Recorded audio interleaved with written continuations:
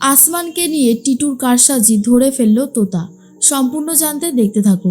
কোজাগরি অপরাজিতাকে বলে, শোনো অপরাজিতা, তুমি যাচ্ছ ঠিকই, কিন্তু আমাদের সাথে কিন্তু যোগাযোগটা রেখো।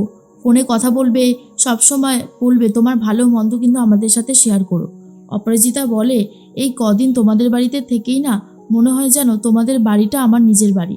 ঠাম্মি তখন বলে, তাতে অসুবিধার কি হয়েছে? অসুবিধার তো কিছু নেই, তাই না? এর মধ্যেই টিটু তখন বলে, সত্যি আমাদের বাড়িতে এসে তুমি কিন্তু আমাদের সব্বার মন জিতে নিয়েছো আন্টি। এটা নিয়ে অপরাজিতার খুবই ভালো লাগে। আর অন্যদিকে তখন তোতা বলে, সত্যি কথা বলতে গেলে এই যে তুমি এসেছো, দেখতে দেখতে কতগুলো দিন যেন কেটেই গেল, আর মনে হয় এই তো সেদিন আসলে। এরপরে অনুশ্রী বলে, ও বৌদি, তুমি এবার হোটেলটাকে নিয়ে উঠে পড়ে লাগবে তো? বৌদি তখন বলে, হ্যাঁ, আসলে এবার থেকে তো আমাকে ওই হোটেলের উপর মনটা দিতে হবে না। একটা বিজনেস যখন খুলেছি। তখন ঠাম্মি জিজ্ঞেস করে, তাহলে এই সংসারটার কি হবে? কোজাগরি বলে, আপনিও তো কাজ করেছেন মা, আপনিও চাকরি করেছেন। হ্যাঁ, হতে পারে ওটা আপনার পার্মানেন্ট একটা চাকরি ছিল, কিন্তু এটাও তো আমার নিজস্ব কাজ। আপনার ছেলেবেলে মানুষ হয়নি, আপনার হাজব্যান্ড আপনাকে সাপোর্ট করেনি, তাহলে আপনি আমার বেলায় এত কঠিন হয়ে যাচ্ছেন কেন? তখন ঠাম্মি আর কোনো কিছুর উত্তর দিতে পারে না। এরপরেই অনুশ্রী বলে, আচ্ছা মা, বৌদিভাই যখন নিজের চেষ্টায় একটা কিছু করতে চায়, তাহলে অসুবিধাটা ঠিক কোথায়? আমি তো সেটাই বুঝতে পারছি না। মানে অসুবিধা থাকার তো আর কোনো কারণ নেই। এরপরে এই তো কোকো চলে এসেছে। কোকো, আচ্ছা অসুবিধার কি আছে? তখনই টিটু বলে, কেন, কোকো কি এখন মায়ের জায়গাটা নেবে নাকি? পুরো বাড়ির কাজও সামলাবে? কথাটা শোনার পরে অনুশ্রী বলে, কেন টিটু, আমি কি একবারও এমনটা কিছু বলেছি? আমি তো এটাই বলছি যে দুজন মিলে একসাথে থাকবে, কাজবাজ করবে, এটাই তো একটা সংসারের নিয়ম নীতি রে। তুই হঠাৎ করে এরকম রিয়াক্ট করছিস কেন বলতো? কোকো বলে, ওর কথা ছাড়ো তো পিসিমণি, আমি সমস্ত দায়িত্ব নিয়ে সামলে দেব। কাকিমা, তোমার কিন্তু এখন একটু ছুটি নেওয়ার পালা। সারা জীবন তো করে আসলে, আর কত সামলাবে তুমি? আমি বাকিটা সামলে দেব, তোমাকে এত চিন্তা করতে হবে না। তখন কোজাগরি বলে, আচ্ছা ঠিক আছে, আমি তো আছি, দুজন মিলে সবটা সামলে নেব। এর মধ্যেই তখনই তোতাকে জিজ্ঞেস করে টিটু, কিরে, আর দেরি করে কি হবে? বিয়েটা তো এবারে করবি, তাই না? মানে রূপদের বাড়ি থেকে তো তাড়া দিচ্ছে। তখনই তোতা বলে, দাদা ভাই, তোকে অনেকক্ষণ ধরেই একটা কথা বলবো ভাবছিলাম, ভালোই হলো তুই কথাটা তুললি। আচ্ছা, আসমানের সাথে যে আমার এরকম কিছু হয়েছে, বা আসমানের সাথে এরকম চলছে ঝামেলা, সেটা রূপ কী করে জানলো? মানে আমাদের বাড়ির কারোর সাথেই তো রূপের সম্পর্ক ছিল না। রূপকে এই সমস্ত কথা কে জানলো? আমাদের বাড়িরই কেউ জানিয়েছে। তখনই টিটু বলে, সেটা জেনে কি হবে? দেখ, তোর সাথে যে ফাইনালি রূপের বিয়েটা হচ্ছে, এটাই কি বড় কথা না? তোতা তখন বলে, কেন, আমাকে কি রূপ বিয়ে না করলে আমি কি কোনো ছেলে পেতাম না, নাকি আমার জীবনের বিয়েটাই হলো একমাত্র সলিউশন? কোনটা? আমি সেটা জানতে চাই। তখন উদ্দোলক বসু বলে, আচ্ছা হয়েছে হয়েছে, এত ঝামেলা করে কি হবে? শোনো, বিয়ে কি তুমি করবে রূপকে? আরেকবার তোমাকে জিজ্ঞেস করছি, তোমার কি ডিসিশন নেওয়া হয়েছে, নাকি এখনও নেবে? দেখো, রাগের মাথায় কোনো সিদ্ধান্ত নিও না, যা করবে ভেবেচিন্তে করো। তখনই রূপের কথাই বলে তোতা, আর বলে, সে আমি রূপকেই বিয়ে করব বাবা, সেটা নিয়ে আমি কথা বলছি না। আসলে রূপকে এই সমস্ত কথা কে জানালো দাদাভাই? এটা নিশ্চয়ই তোর কারসাজি। তখন আর কিছু বলতে পারে না টিটু। এরপরে উদ্দোলক বসু বলে, দর্শনা ম্যাডাম যেই বিয়ের ডেটটা দিয়ে গেছে, তাতে তো হিসাব মতন আর 10 দিন বাকি, তাই না কোজাগরি? কোজাগরি তখন বলে, হ্যাঁ তো, 10 দিনে কি আর সম্ভব নাকি? আর এই যে অপরাজিতা, দেখো, তোতার বিয়ে ঠিক হলে কিন্তু তোমাকে আসতেই হবে, তুমি যতই কাজ করো না কেন, আমি কিন্তু তোমাকেই বাড়িতে দেখতে চাই, মনে থাকবে তো? তখন অপরাজিতা বলে, দেখো কোজাগরি, আমি চেষ্টা করবো, এবার ডেটটাও তো একটা ম্যাটার করে, তাই না? কোজাগরি তখন বলে, ঠিক আছে, দুপক্ষ দেখে সবাই মিলে একটা ভালো ডেট ঠিক করা হবে, সেটা 1 মাস পরেও হতে পারে। কি ঠিক বললাম তো উদ্দোলক বসু? তখনই উদ্দোলকবাবু বলে, একদমই ঠিক বলেছ, কারণ একটা মাস হাতে সময় না পাওয়া গেলে কিছু করা যাবে না, তাই একটা মাস সময় তো লাগবেই লাগবে।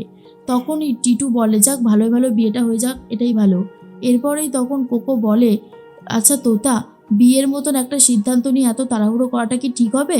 আর একটু কি ভাববে তুমি?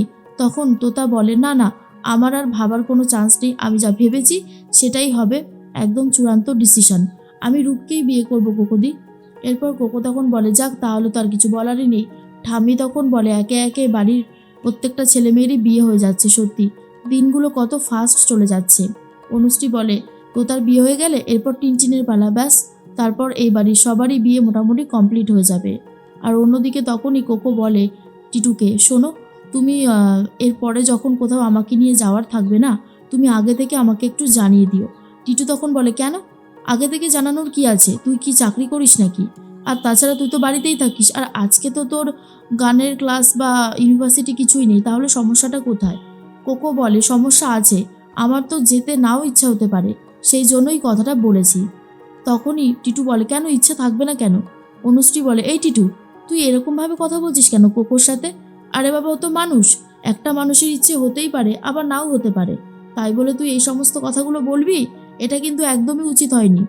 তখনই উদ্যোরক বসু বলে, টিটু হচ্ছেটা কি?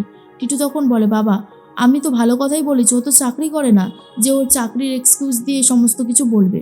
কোজাগরি বলে, চাকরি করে না তো কি হয়েছে, ওর যেতে ইচ্ছে হচ্ছে না, তুমি তোমার স্যারকে ফোন করে বলে দাও যে আজকে তুমি যেতে পারছো না।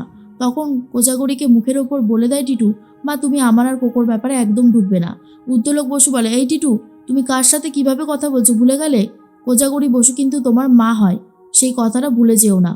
কোজাগরি বলে, ভুলে গেছে তো, সব কিছু ভুলে গেছে। 10 মাস 10 দিন গর্ভে ধরে আমি তোমাকে পৃথিবীর আলো দেখিয়েছি, তারপর একটু একটু করে তোমাকে মানুষ করেছি, বড় করে তুলেছি, লেখাপড়া শিখিয়েছি, আজকে এই দিনটা দেখার জন্য, তাই না? 100 বার তোমাদের মধ্যে নাক গলাবো, যদি কোকোর কোনো অসুবিধা হয় সেটা আমি দেখবো না? আমি তো ওর মার কাছ থেকে ওকে দায়িত্ব সহকারে নিয়ে এসেছি, ওর ভালো মন্দ সমস্তটা দেখার দায়িত্ব আমাদের, আমার যেমন তোমারও তেমন, তাই তুমি বেশি অধিকার ফলাতে এসো না কিন্তু। তখনই কোকো বলে, কাকিমা যখন নাক গলাতে পারবেই না, তাহলে তুমি এমন কথা এখানে বলো কি করে? দেখো টিটু, আমি তোমাকে স্পষ্টভাবে জানিয়ে দিচ্ছি, আমার যদি অমত থাকে তাহলে আমাকে কেউ নিয়ে যেতে পারবে না। এরপর অপরাজিতা বলে, কোকো, আসলে এখন তো সদ্য সদ্য বিয়ে হয়েছে, অনেক জায়গা থেকেই না তোমাদের ইনভিটেশন আসবে, যেখানে তোমায় আর টিটুকে একসাথে যেতে হবে। তুমি যদি প্রথম থেকে এরকম না বলতে থাকো, তাহলে কিন্তু বাবা খুব মুশকিল হয়ে যাবে। কোজাগরি বলে, প্রথম তো না, আসলে ওর শরীরটা ভালো না বলেই বারণ করছে। তখন টিটু বলে, শরীর কি হয়েছে, তোর কি কোনো শরীরের প্রবলেম হচ্ছে? কোকো বলে, না, আমার শরীরে কোনো প্রবলেম হচ্ছে না, আমার মনে প্রবলেম হচ্ছে। আর কিছু বলবে?